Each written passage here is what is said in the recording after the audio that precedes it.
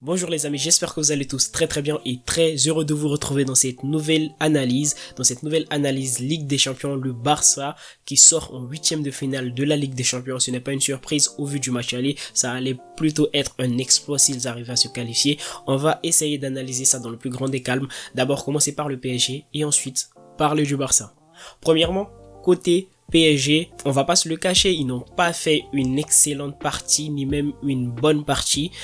La partie du PSG était plutôt très moyenne au vu de la production du match aller. Ils se sont imposés sur le score de 1-4 et ont été plutôt très intéressants dans l'entièreté de la rencontre. Et au match retour, on les sentait plutôt perdus. Je pense que Pochettino a dû les mettre en confiance, a dû leur dire de jouer haut et de chercher à marquer et à jouer comme au match aller. Mais s'ils n'ont pas réussi à le faire, c'est surtout un aveu de faiblesse puisque le Barça a totalement dominé la rencontre dans son entièreté, que ce soit déjà les 30 premières minutes de la rencontre, le Barça était à plus de 75% de domination et avec 17 tirs, je pense à la mi-temps, 7 tirs cadrés et le PSG était à peine à 5 tirs.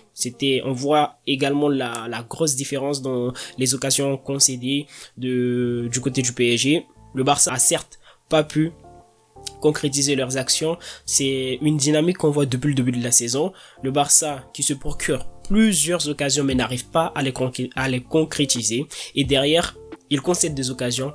Et malheureusement, l'anglais ou d'autres défenseurs, mais surtout l'anglais, fait d'énormes bourdes qui permettent aux équipes adverses de prendre des points, de gagner des rencontres. Et c'est sur ces détails-là que le Barça pêche généralement. Mais hormis ces micro-détails, généralement, on a une équipe du Barça qui depuis le début de la saison était en grande difficulté, mais on peut aujourd'hui l'avouer qu'il y a une énorme progression depuis le début de la saison. Déjà sur les aspects défensifs, on a encaissé beaucoup de buts. Ronald Koeman a réussi à changer l'équipe, a changé cette dynamique défensive, cet aspect défensif, en passant à une défense à 3. Offensivement, dans le jeu déjà c'était plutôt stérile, on avait une possession de balle mais assez stérile. Aujourd'hui on a plusieurs déplacements, on a une possession plutôt très intéressante, surtout dans la projection de Ousmane Dembélé. On n'avait pas une équipe qui avait un joueur qui se projetait certainement dans les couloirs avec Dembélé, que Dembélé, et aujourd'hui il est dans l'axe et avec 3 défenseurs et 2 pistons, Jordi Alba et Dest de l'autre côté, on a une énorme projection, que ce soit sur du côté des latéraux et aussi dans l'axe avec Messi qui tourne autour. Honnêtement, Ronald Koeman, on ne peut pas lui cracher dessus. Il a apporté énormément à cette équipe, que ce soit sur l'aspect tactique, même si ce n'est pas flamboyant après avec l'effectif qu'il a, pas la possibilité de faire mieux. Depuis le début de la saison, lui-même il l'a dit, il n'a pas eu son effectif dans son entièreté, du coup il a dû faire avec l'effectif qu'il a. Il a perdu Piqué récemment, il a réussi à remplacer et à mettre De Jong. On a certainement manqué de percussion au milieu de terrain parce que De Jong était en défense, mais quel match il a fait, il était vraiment important, il n'a pas commis d'erreur. Très bon match de sa part, très bonne physionomie de la rencontre. On n'a pas réussi à concrétiser nos occasions certes, mais on a fait un très grand match. Et comme je l'ai dit, en avant-match ou en pronostic si vous voulez, même si le Barça ne réussissait pas à se qualifier, en tant que supporter j'y croyais, mais en tant que pur analyste, je savais que c'était déjà fait, mais je voulais que le Barça sorte avec la tête haute. C'est ce qui a été fait et c'est plutôt très bien de ce point de vue. Il a aussi et surtout réussi, je parle bien de Ronald Koeman, à apporter cette mentalité positive, cette mentalité de gagnant à cette équipe. On l'a ressenti aujourd'hui. Certes, c'était déjà fait, mais on avait l'impression que le Barça pouvait revenir dans cette rencontre. Et même s'ils n'ont pas réussi, ils ont été très intéressants. Ils ont réussi quand même à mettre le dos au PSG. Quel but de Messi, il a été excellent, il était beau, il est indescriptible. Je n'arrive pas à trouver les mots. Comment j'étais content lorsque j'ai vu ce but. Comment j'étais content lorsque j'ai vu ce Barça ce soir. Du côté du PSG, pour revenir également, Keylor Navas qui fait un excellent match. Honnêtement, il n'était pas là ce soir. Je pense pas que le PSG aurait pu se qualifier. Peut-être que j'abuse. On ne peut pas refaire l'histoire ou on ne peut pas voir l'avenir. Mais je pense que sans Keylor Navas, le PSG ne remporte pas cette rencontre. Peut-être même il ne se qualifie pas. Déjà son arrêt, plusieurs arrêts et son arrêt sur le penalty de Messi, un arrêt très décisif qui permet au PSG de rester dans la rencontre et surtout de rester dans la compétition.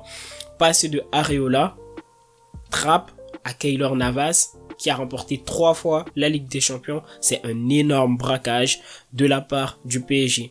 honnêtement, ce changement-là a permis à cette équipe d'être une grande équipe. Certes, une grande équipe, c'est l'effectif, mais c'est aussi et surtout le gardien, le dernier rempart. Il était exceptionnel. Ils ont eu également une défense qui était très bonne avec Marquinhos, notamment je pense à son tacle qui empêche Messi de concrétiser une action de but, et également Kimpembe qui suivait derrière.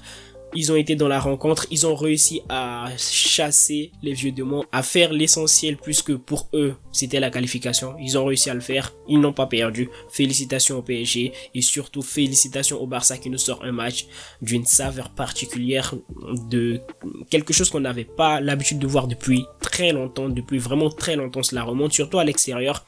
J'ai été fier de ce Barça. Plusieurs choses à dire, mais je pense que je vais m'arrêter là. Et surtout, on a aussi plusieurs changements à effectuer dans cette équipe, dans l'effectif.